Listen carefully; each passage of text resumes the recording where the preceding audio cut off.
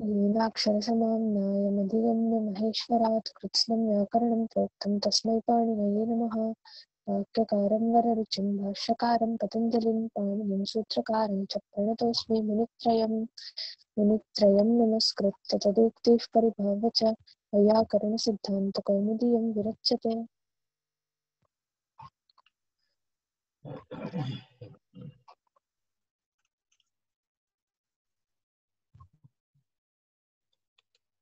इदानीं वयं प्राक्हितीय प्रकरणे वयं स्मः।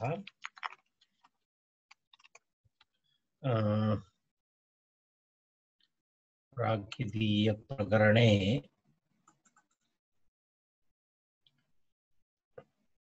सूत्रसंख्या वयं वशं गतः पर्यन्तं दृष्टवन्तः वा? न, मूलस्य अबर्हि अभवत्। मूलस्य अबर्हि पर्यन्तम् अभवत् न? संज्ञायां धेनुश्च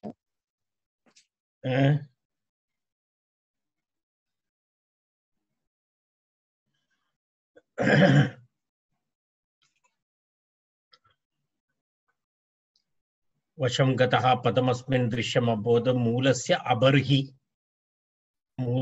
अबर्हि इत्यपि अभवत् इति मन्ये। सत्यम्?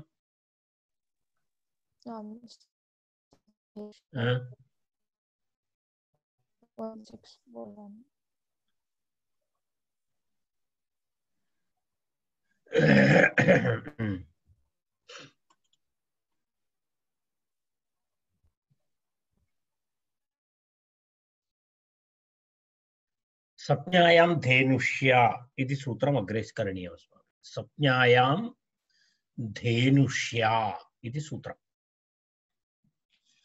तत्र संज्ञायां धेनुष्या इत्यत्र किमस्ति? विशिष्टः अर्थः, तत्र कश्चन विशिष्टः अर्थः अस्ति। तत्र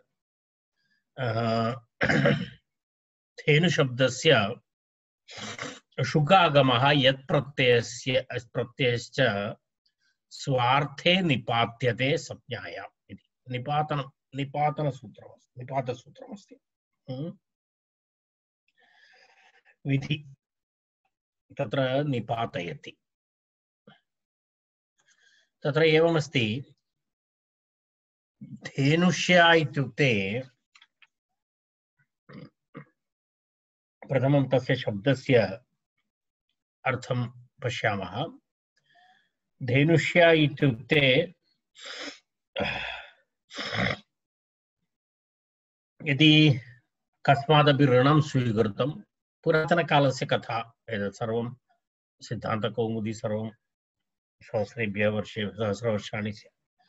तर्हि तत्र यदा कस्यापि ऋणं स्वीकृतं केनापि कस्मादपि, तर्हि तत्र एवमस्ति, तस्य ऋणमुक्त्यर्थं ऋणं दातुं सः तस्य धेनुं ददाति तस्मै। किमर्थं? भवान् तस्य दुग्धम् इत्यादिकं स्वीकरोतु, यावत् मम ऋणं पूर्णं भवति तावत्पर्यन्तम् एतस्य विनियोगः भवति तत्र। तदनन्तरं तदा एवं धेनुम् उत्तमर्णाय ददाति, अधमर्णः। किमर्थं? पूर्णविक्रयणं नास्ति, केवलं तस्य दुग्धादिकं स्वीकरोति, तस्य ऋणपर्यन्तं। तदनन्तरं कश्चन कालः निश्चितः स्यात्। तदनन्तरं एकनिमेषः, कोऽपि आगतः गृहे, एकनिमेषम् आगच्छ। तर्हि एवं धेनुं ददाति सः। तर्हि सा धेनुष्या इत्युच्यते। इत्युक्ते धेनुष्या बन्धके स्थिता इति अस्ति। धेनुष्या बन्धके स्थिता इति तत्र विवरणं दत्तमस्ति। तर्हि एवं शब्दः, अहं शब्दस्य विवरणं प्रथमं कृतवान्। तर्हि किञ्चित् अग्रे गन्तुं तद् तस्य आशयः। तर्हि धेनुः एव धेनुष्या अस्ति, स्वार्थे अस्ति। एवं धेनुष्या इति कश्चन विचित्रजाति भिन्ना नास्ति। धेनुः एव धेनुष्या, परन्तु धेनुष्या इत्यस्य विशिष्टः अर्थः नाम सा धेनुः एवमस्ति, कस्मैश्चित् ऋणमुक्त्यर्थं दत्ता धेनुः इत्यर्थे धेनुष्या इति शब्दः भवति। तर्हि संज्ञा अस्ति, तदेव स्वार्थे निपात्यते।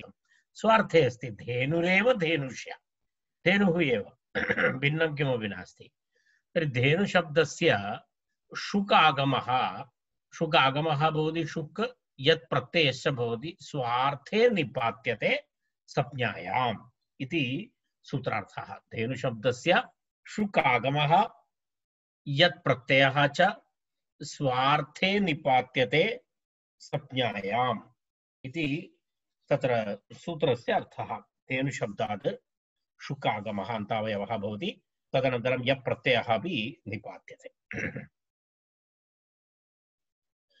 तत्र किमस्ति सूत्रार्थः स्पष्टः अनन्तरं तस्य शब्दस्य अर्थः अपि स्पष्टः रूढी अस्ति तत्र अमरकोशेऽपि अस्ति एषः विषयः तत्र धेनुष्या स्थितेति अमरवाक्यमिदम् इति तत्र मनोरमायां दत्तमस्ति तावदेव तर्हि प्रक्रियां कथं पश्यामः वयं धेनुशब्दात् यत् प्रत्ययः अनन्तरं शुकागमः भवति अन्ते भवति अन्तावयवः भवति शुक तर्हि धेनु शुक मध्ये ष इति अवशिष्यते अन्य सर्वं लुप्यते तर्हि धेनु ष यत् या इति भवति अनन्तरं टाप् प्रत्ययः स्त्रीलिङ्गे आ तर्हि धेनु ष धेनु पुनः किं भवति धेनु ष अनन्तरं किमस्ति या अनन्तरं पुनः आ धेनुष्या आ इति भवति धेनुष्या इति रूपं भवति धेनुष्या आ यस्यति चेत् अकारलोपः धेनुष्या इति रूपं भवति प्रथमा एकवचने सुप्रत्यय अल्ङ्यादिलोपे धेनुष्या इति रूपं तदनन्तरं तत्र किमस्ति पुनः अग्रिमं सूत्रमस्ति गृहपतिना संयुक्ते ञः ञप्रत्ययविधायकं सूत्रम् ञप्रत्ययविधायकं सूत्रम्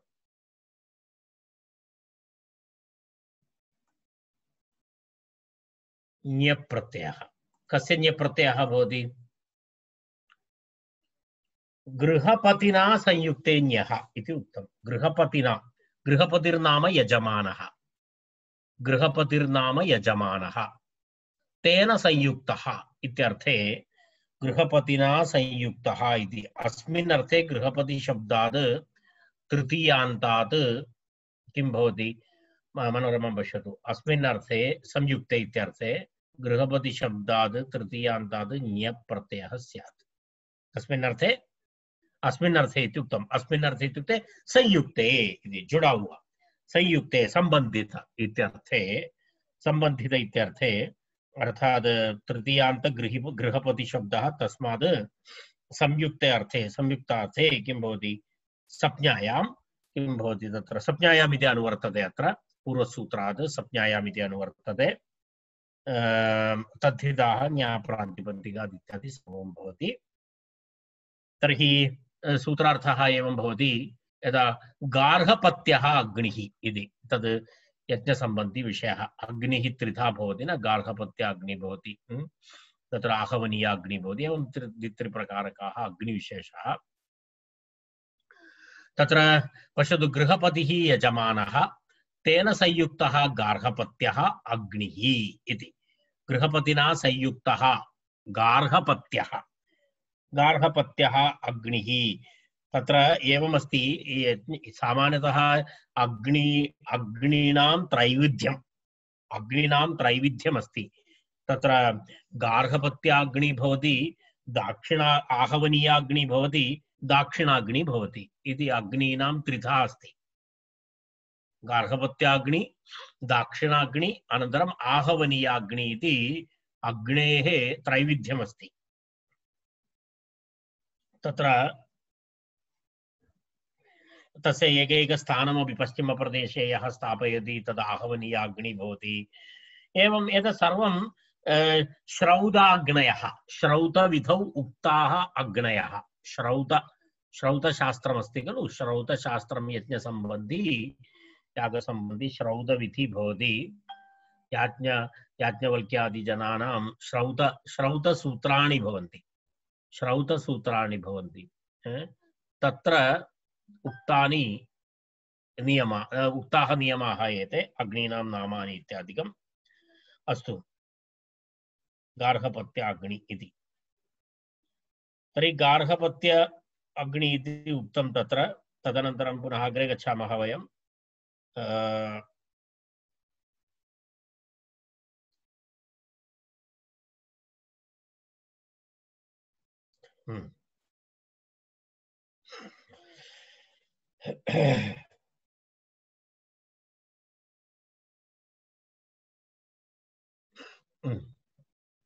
गृहपतिः न्य गृहपति य आदिवृद्धि गार्हपति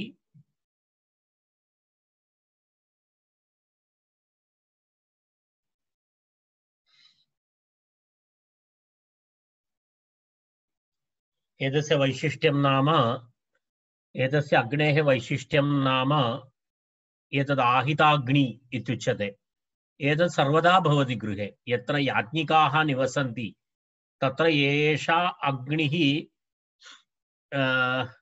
किं वदामि कदापि निर्वापितः न भवेत् सर्वदा भवति तदेव आहिताग्नि इत्युच्यते आहिताग्निरेव गार्हपत्याग्नि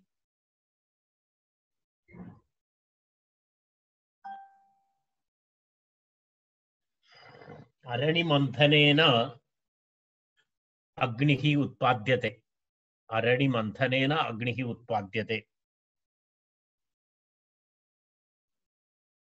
अन्य अग्निद्वयं तु कालानुसृतं करोति यदा आवश्यकता भवति तदा भवति अन्यथा न भवति एतत् तथा न भवति एतत् 24 घण्टाः भवन्ति एतत् कदापि निर्वापितः न भवति गार्हपत्याग्निः अस्तु तर्हि अभवत् रूपसिद्धिरपि अभवत् अग्रिमं सूत्रं किञ्चित् दीर्घं सूत्रमस्ति नौ वयो धर्म विष मूल मूल सीता तुलाभ्य तार्यतुल्य प्राप्यवध्यानाम्य समसमित सम्मितेषु इति सूत्रं किञ्चित् दीर्घमस्ति नौ वयो धर्म विष मूल मूल सीता तुलाभ्य तार्यतुल्य प्राप्यवध्यानाम्य समसमित सम्मितेषु इति सूत्रम् तत्र केचन शब्दाः तेभ्यः शब्देभ्यः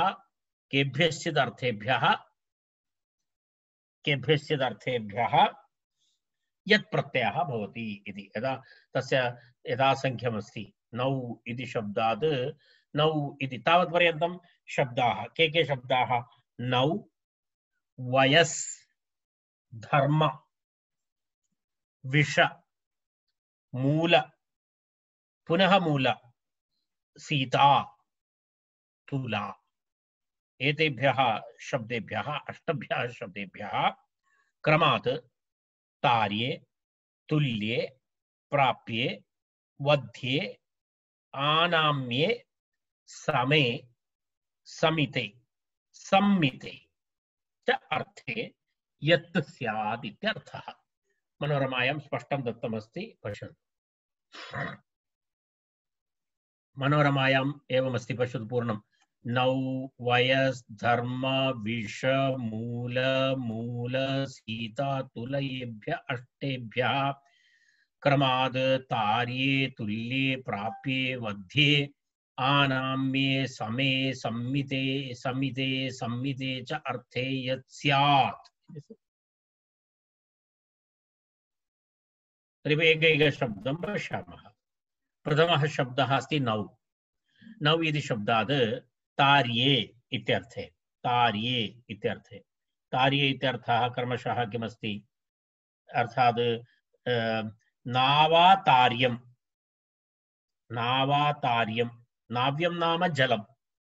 नाव्यं नाम जलं कीदृशं जलं नाव्यातार्यं क्षम्यतां नावातार्यम् इति अर्थात् नावा तार्यं तरितुं शक्यम् इत्यर्थे नावा तरितुं शक्यं तादृशं जलं तावत् जलम् इत्यर्थे कः शब्दः नावातार्यं नाव्यम् इत्यर्थः नाव्यां तार्यं नावातार्यं नाव्यं नौ इति शब्दः यत् प्रत्ययः नौ या वान्तोयि प्रत्यये इति आवादेशः वान्तोयि प्रत्यये इति आवादेशः नाव या नाव्य सुप्रत्ययमादेशे पूर्वरूपे नाव्यम्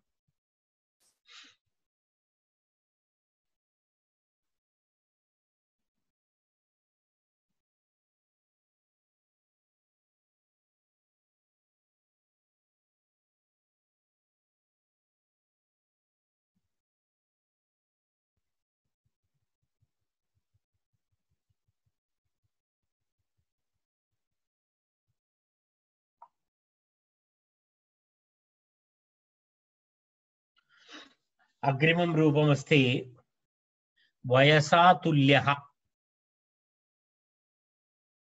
वयस्यः वयसा तुल्यः वयस्यः वयस्यः इति मित्रमित्यर्थे वदति खलु वयस्यः इति वयसा तुल्यः वयस् इति शब्दः वयसा तुल्यः वयसा इति आयुना उम्र वयसा तुल्यः वयस् शब्दः वयस् शब्दाद् यत् प्रत्ययः वयस्यः इति रूपं भवति सुप्रत्ययः इति रूपं भवति अग्रिममस्ति धर्मेण प्राप्यं धर्मेण प्राप्यम् इति धर्म्यं धर्मेण प्राप्यं धर्मेण प्राप्यं धर्मेण प्राप्तुं योग्यम् इति धर्म्यं सर्वं समानमस्ति धर्म यत् धर्म्यम् एवं भवति अन्त्यलोपः विषेणवध्यः विषेणवध्यः विषं धत्वा मारयितुं योग्यः इति विषेणवध्यः विष्यः विषशब्दादि यत् प्रत्ययः पुनः मूलेन आनाम्यम् अर्थात मूलेन मूलधनेन प्राप्तुं आनाम्यं नाम लाभांशः आनाम्यं नाम लाभांशः मूलेन आनाम्यम् इति मूल्यम् आनाम्य शब्दस्य लाभांशः इत्यर्थः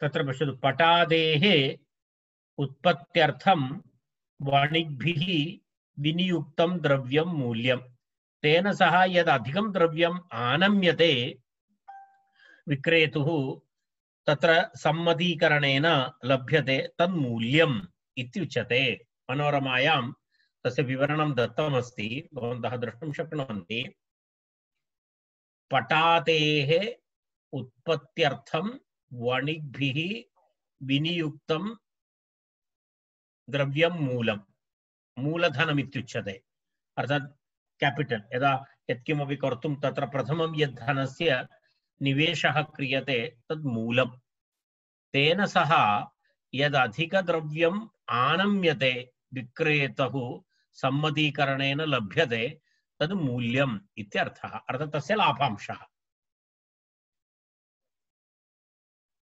लोकास्तु विक्रेतुः लब्धं सर्वं द्रव्यं मूल्यमिति व्यवहरन्ति तत्र लक्षणा बोध्या सा च साम्प्रतिकी निरूढा वा एतद् बहु विचित्रमस्ति पश्यतु वयम् एक वस्तुनः मूल्यं किमिति पृच्छामः वस्तुतः मूल्यं नास्ति तद् मूल्यम् इत्युक्ते वस्तुतः किमस्ति यदा अहं 10 रूप्यकाणां व्ययं कृत्वा किमपि वस्तु स्वीकृतवान् अहं तद् 12 रूप्यकेषु अहं विक्रयणं करोमि परन्तु भवन्तः मां पृच्छन्ति एतस्य मूल्यं किम् अहं वदामि 12 रूप्यकाणि परन्तु 12 रूप्यकाणि तस्य मूल्यं नास्ति मूल्यं वस्तुतः रूप्यकद्वयमेव अस्ति लाभांशः मूल्यं लक्षणया मूल्यम् इति वयं तस्य ऑल प्राइस इति मूल्यम् इति वयं वदामः। एतस्य मूल्यं किमिति लक्षणया मूल्यम् इति शब्दस्य प्रयोगः तत्र। वस्तुतः मूल्यं नाम सः यद् लाभांशं प्राप्नोति तद् मूल्यं, कारण मूलमस्ति तत्। अर्थात् एकस्य धनस्य व्ययः कृतः 10 रूप्यकाणि, तद् मूलं। तेन सह रूप्यकद्वयम् अधिकं प्राप्नोति, तद् रूप्यकद्वयं मूल्यं। तदेव मूलेन आनाम्यं मूल्यम् इति अस्ति। मूलेन आनाम्यं मूल्यं। परन्तु वयं सदा तदा हिंदी भाषायामपि एवं भवतः कमपि वस्तु मूल्य इति लिखित्वा स्थापयति। मूल्य 100 रुपया 99.99 मूल्य। तर्हि तद् 99.99 इति मूल्यं न भवति। तस्य वस्तुतः यः अंशः 10 रूप्यकाणि वा यत् प्राप्नोति तद् मूल्यं, तद् मूल्यं। तदेव अत्र उच्यते। पश्यतु, तत्र आनम्यते विक्रयसम्मतिकरणे लभ्यते। लोकास्तु विक्रेतुः लब्धं सर्वं द्रव्यं मूल्यमिति व्यवहरन्ति। लोके तु तथा प्रचलति, यत्किमपि प्राप्नोति तत् सर्वं मूल्यमित्येव व्यवहरति। परन्तु तत्र लक्षणा बोध्या, तत्र लक्षणया तत् स्वीकर्तव्यम् इत्यर्थः। तत्र लक्षणा अस्ति, तत्र एवं नास्ति, तथा तथा नास्ति तत्र।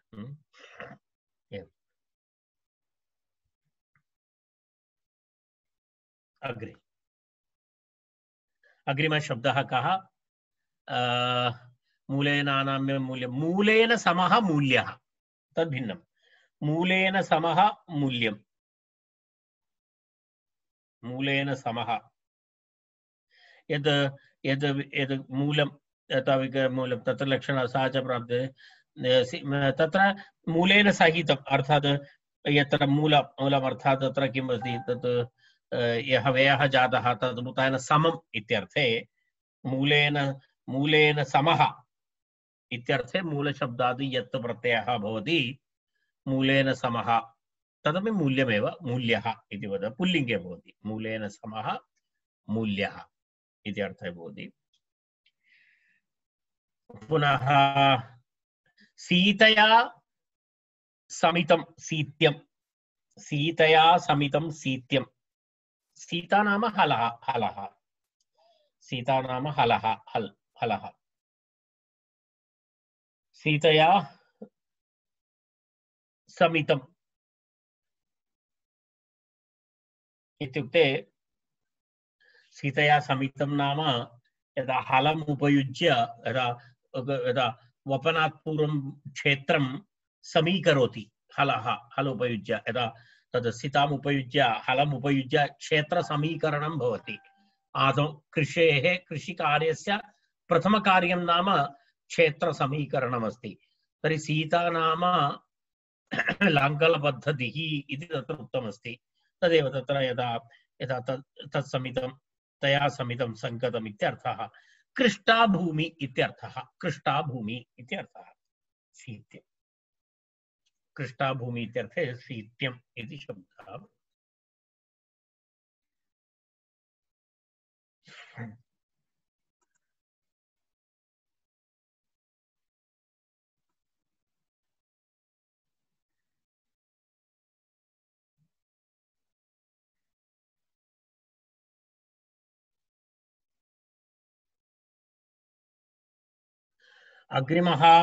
अग्रिमः शब्दः कः? तुलया सम्मितं तुल्यम्। अन्तिमशब्दः तुलया सम्मितं तुल्यम् इति अस्ति। तुलया सम्मितं तराजु। तुला नाम यः मापनार्थम् उपयोगं करोति तत् तुला, तेन तुल्यं मापहुआ इत्यर्थः। तुला तुल्यम् इत्यर्थः। एवम् एतेषां शब्दानां विवरणं कृत्वा वयम् अग्रे गच्छामः। अग्रिमं सूत्रं धर्मपत्यर्थन्यायादनपेते इति अग्रिमं सूत्रं। किं सूत्रं? धर्मपथ्यर्थन्यायादनपेते। धर्मादनपेते, पथ्यादनपेते, अर्थादनपेते, न्यायादनपेते इत्यर्थे किं भवति? एतेषु अर्थेषु यत् प्रत्ययः भवति।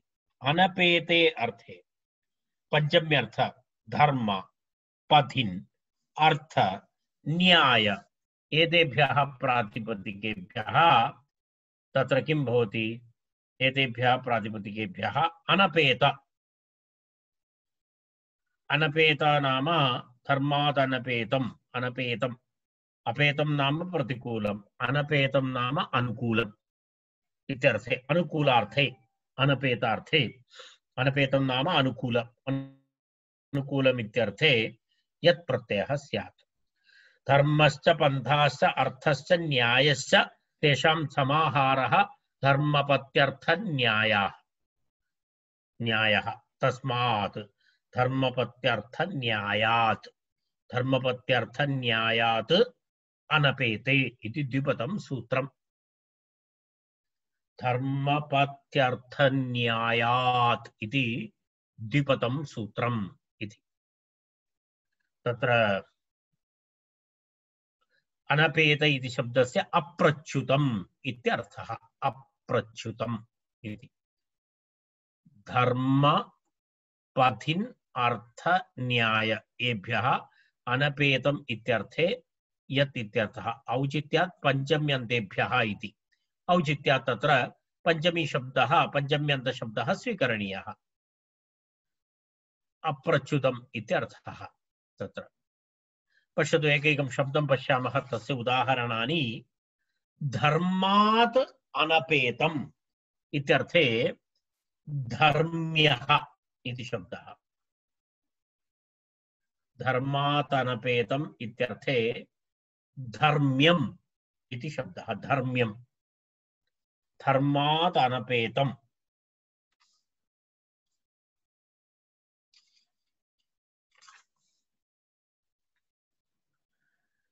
धर्मात् अनपेतम् इत्युक्ते तस्य धर्मस्य अनुकूलमस्ति धर्मस्य अनुकूलम् इत्यर्थे धर्म्यः धर्म्यं वा धर्म्यः वा धर्म्यं नपुंसकलिङ्गे अस्ति धर्म्यं धर्म्यम् इति तत्र अस्तु तदनन्तरं पुनः अपरः शब्दः किमस्ति पथ्यं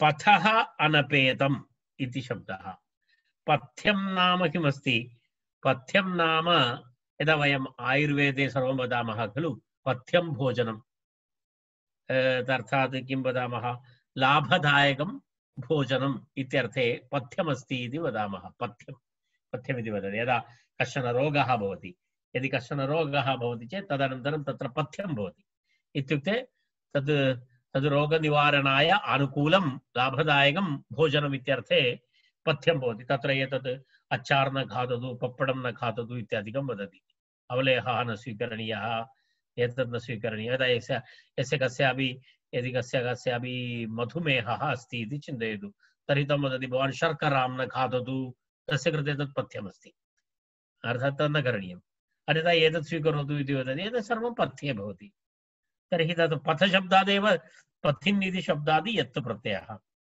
पथिन् पथिन् इति शब्दादि यत् प्रत्ययः टिलोपः भवति तत्र टिलोपः भवति चेत् पथ या पथ्य इति शब्दः भवति पथ्यम् इति शब्दः अर्थात् पथः अनपेतम् इत्यर्थः तस्य पथ्यम् इत्युक्ते पथः अनपेतम् इत्यर्थे पथ्यः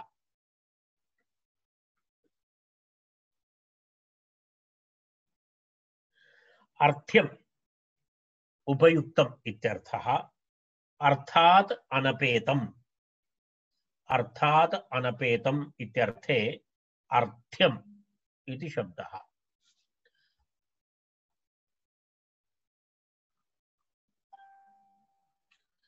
अर्थात् अनपेतम् इत्यर्थे अर्थ्यम् इत्यर्थ न्यायात् अनपेतम् इत्यर्थे न्याय्यम् इति न्यायात् पथात् न विचलन्ति धीराः इति तत्र अस्ति खलु न्यायात् पथात् न प्रचलन्ति तथा अस्ति विचलन्ति धीराः इति किमपि सुभाषितं कदाचित् श्रुतवान् न्याय्यशब्दः न्यायशब्दात् यत् प्रत्ययः न्यायात् अनपेतम् इत्यर्थे इत्युक्ते तत्र समुचितम् इत्याद्यर्थे न्याय्यम् इति वदति। न्याय शब्दात् यत् प्रत्यये न्याय्यम् इति रूपं भवति।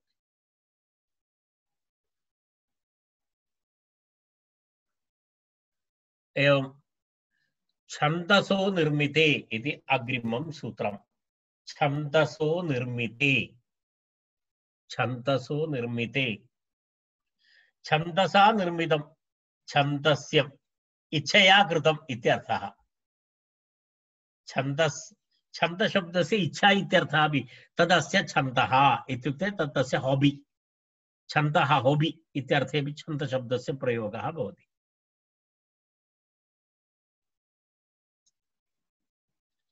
छन्दशब्दात् तृतीयान्तात् निर्मिते अर्थे यत् स्यात् इति सूत्रार्थः। छन्दशब्दात् तृतीयान्तात् निर्मिते अर्थे यत् स्यात्। मनोरमायामस्ति, मनोरमायामस्ति विषयः, तत्र पश्यतु। छन्दशब्दात् तृतीयान्तात् निर्मिते अर्थे यत् इत्यर्थः इति। छन्दसा निर्मितम्, छन्दसा निर्मितम् इच्छानुसारं कृतम् इत्यर्थः। छन्दसा निर्मितं नाम इच्छानुसारं कृतम् इत्यर्थः।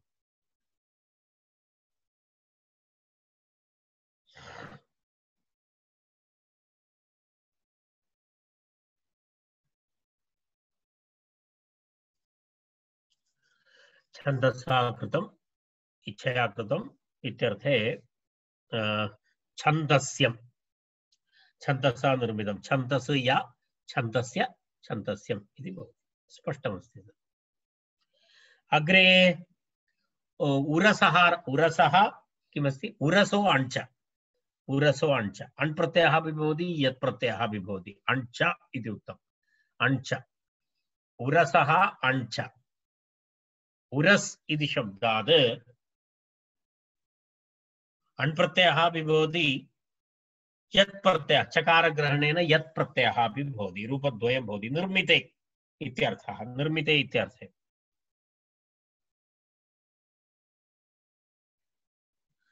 रूढी अस्ति अयं प्रयोगः। तृतीयान्त समर्थ उरस् शब्दात् निर्मिते अर्थे अण् प्रत्ययः तथा यत् प्रत्ययः च स्यात् इत्यर्थः। तृतीयान्तात् निर्मित इत्यर्थे उरसः अण् यत्।